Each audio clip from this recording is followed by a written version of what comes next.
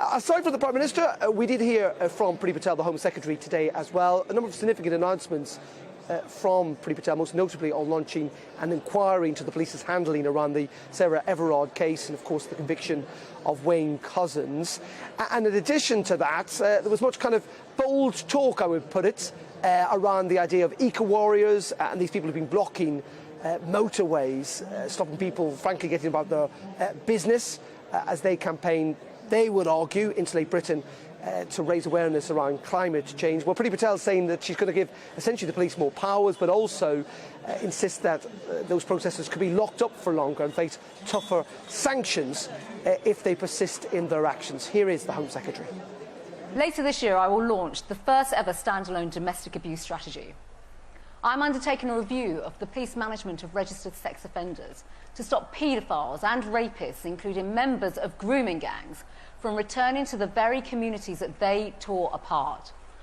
I'm outlawing the sickening practice of virginity testing, a barbaric, medieval and evasive practice exclusively performed on women, often to control them and often without their consent. Well, not under this Home Secretary. Women and girls have said enough is enough.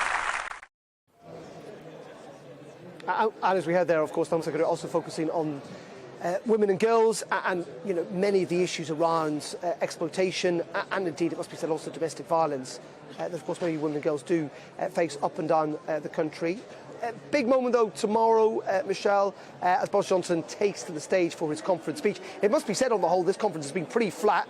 I'd say there's been lots of political cliches and lots of talk about levelling up and build back better, but very little actual policy detail, very little flesh on the bones.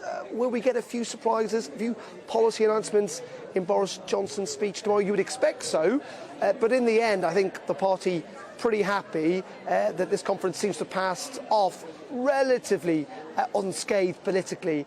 But as I say, we'll have to watch out tomorrow to see whether there'll be a surprise or two from the Prime Minister.